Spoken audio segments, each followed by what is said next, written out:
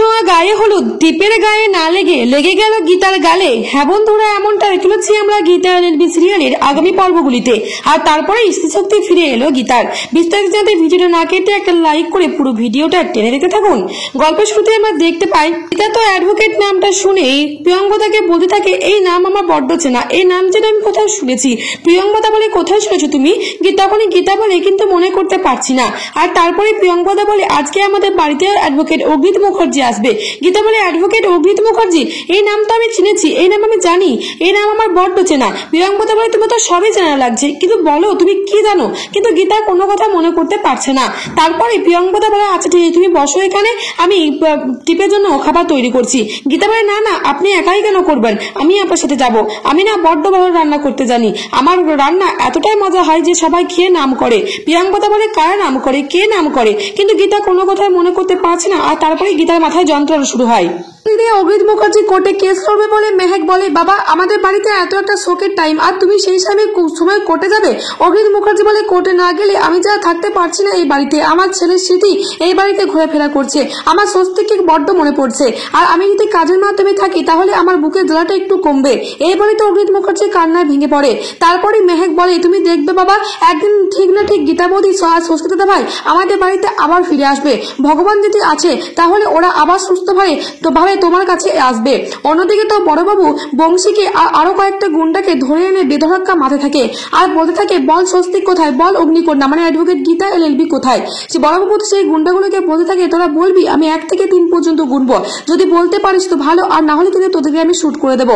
এতে আমার চাকরি যদি যাচ্ছে তাহলে আমার চাকরি চলে যাক। তারপরে বড়বাবু 1 থেকে 3 পর্যন্ত গুনে, আর ঠিক সেই সময় বংশী বলে, হ্যাঁ আমি সমস্ত ঘটনা বলছি, আমি বলছি স্বস্তিককে আমরা খুন করেছি, স্বস্তিককে খুন করে আমরা গঙ্গার জলে ভাসিয়ে দিয়েছি। তখনই বড়বাবু বলে, তোরা গঙ্গার জলে ভাসিয়ে দিয়েছিস? এত নোংরা তোরা কাজ করেছিস, কে কাজ করতে বলেছিস বল তোদেরকে? তখনই বংশী বলে, আমাদেরকে কাবিয়া ব্যানার্জি 20 লক্ষ টাকা দিয়ে এই কাজটা করতে বলেছে। আর তারপরেই বড়বাবু বলে, তাহলে অগ্নিকন্যাকে উনি কেন ওদের বাড়িতে রেখেছিল? তখনই বংশী বলে, উনি ওনার বাচ্চাটাকে নিয়ে তারপরে কিন্তু অ্যাডভোকেট গীতা এলএলবিকে শেষ করে দিত, সেজন্যই কিন্তু উনি এই পুরো চক্রান্ত করেছেন। এই পুরো চক্রান্তের পেছনে কাবিয়া ব্যানার্জির হাত রয়েছে, দয়া করে আমাদেরকে ছেড়ে দিন। তখনই বড়বাবু বলে, তোদেরকে তো আমি পরে দেখে নেব, কিন্তু তার আগে আমাকে স্বস্তিককে আর গীতাকে খুঁজে বের করতে হবে। তারপরেই বড়বাবু খোঁজার চেষ্টা করে। অন্যদিকে তো টিপ আইবুড়ো ভাত খাওয়ার জন্য কোনো মতেই রাজি হয় না, কারণ তার মায়ের শাড়ি গয়না পরবে বলে। তারপরেই বাধ্য হয়ে তো প্রিয়ঙ্বদা নিজের শাড়ি এবং গয়না টিপকে দেয়। এদিকে তো টিপ স্বস্তিককে বলে, তুমি পুরো বজ্জাতে নিয়ে চলে এসো, আমাদের এবার আইবুড়ো ভাত শুরু হবে, তারপর আমাদের গায়ে হলুদ, বিয়ে, সমস্ত কিছু হবে। তুমি টাকা পয়সা নিয়ে কোনো কিছু চিন্তা করো না, আমি জানি তোমার কাছে কোনো টাকা নেই, সেই সমস্ত টাকা আমি দেবো। এই কথা শুনে টিপের কাকিয়ে বলে, কি তুই এমন ছেলেকে বিয়ে করছিস যার হাতে একটাও টাকা নেই? টিপ বলে, না নেই, ওকে আমি পেয়েছি ধারে যখন আমরা পার্টি করছিলাম, আর তারপরে ওকে আমার ভালো লেগেছে, ওকে আমি ভালোবেসে ফেলেছি, তাই ওকে আমি বিয়ে করব। আর অন্যদিকে তো গীতা মুখার্জি এসেছে করে প্রিয়ঙ্বদা তাকে জল এবং চা নিয়ে পাঠায়, আর অন্যদিকে অগ্নিত মুখার্জি সেখানে বসে থাকে এবং প্রিয়ঙ্বদার জন্য অপেক্ষা করে। ঠিক সেই সময় বড়বাবু ফোন করে আর অগ্নিত মুখার্জির ফোনে আর ফোন করে সমস্ত ঘটনা বলে দেয়। আর তারপরে অগ্নিত মুখার্জি কান্নায় ভেঙে পড়ে। গীতা বারবার করে ডাক দিলেও অগ্নিত মুখার্জি কোনো কথাই শুনতে চায় না। অগ্নিত মুখার্জি সেখান থেকে চলে যায়, আর গীতাকে এত সামনে থেকে অগ্নিত মুখার্জি দেখতে পায় না। পরে প্রিয়ঙ্বদাকে গীতাকে সমস্ত ঘটনা খুলে বলে। আর এইদিকে তো আইবুড়ো ভাতের অনুষ্ঠান শুরু হয়ে যায়, আর অন্যদিকে তো আইবুড়ো ভাতের অনুষ্ঠান শেষ হওয়ার পরই গায়ে হলুদের অনুষ্ঠান শুরু হবে, আর তারপরেই হবে বিয়ের অনুষ্ঠান। এদিকে তো স্বস্তিকে গায়ে হলুদ করানো হচ্ছে, আর সেই হলুদ পাঠানো হচ্ছে প্রিয়ঙ্বদাদের বাড়িতে টিপের জন্য।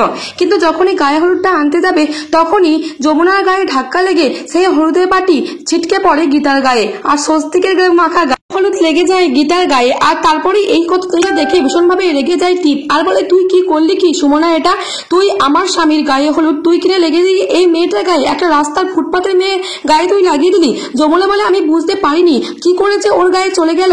আর তারপরে গীতার গায়ে যখন হলুদটা দেখে তখনই গীতা নিজের গায়ে হলুদটা দেখে তার নিজের আর তার স্বস্তিক বাবুর গায়ে হলুদের কথা একটু একটু মনে পড়তে থাকে, আর গীতার মাথার যন্ত্রণা হয়ে থাকে। কিন্তু গীতা কোনো মতেই বুঝতে পারে না যে তার আর স্বস্তিকের সেই সমস্ত পুরনো আগেকার ঘটনাগুলো। অন্যদিকে তো বিয়ের জন্য আয়োজন শুরু হয়ে যাচ্ছে, আর গীতা তার নিজের রুমে শুয়ে থাকে।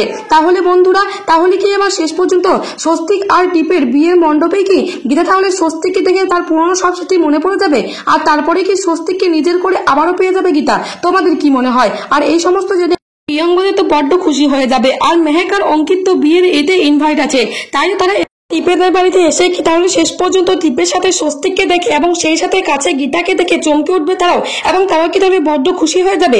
আর তারপর গীতার সমস্ত স্মৃতি মনে পড়ে গেলে তারা সবাই মিলে আবারও মুখার্জির বাড়িতে ফিরে যাবে। অবশ্যই কমেন্ট বক্সে কমেন্ট করে জানাও তোমাদের মতামত। তাছাড়া এমনটা হলে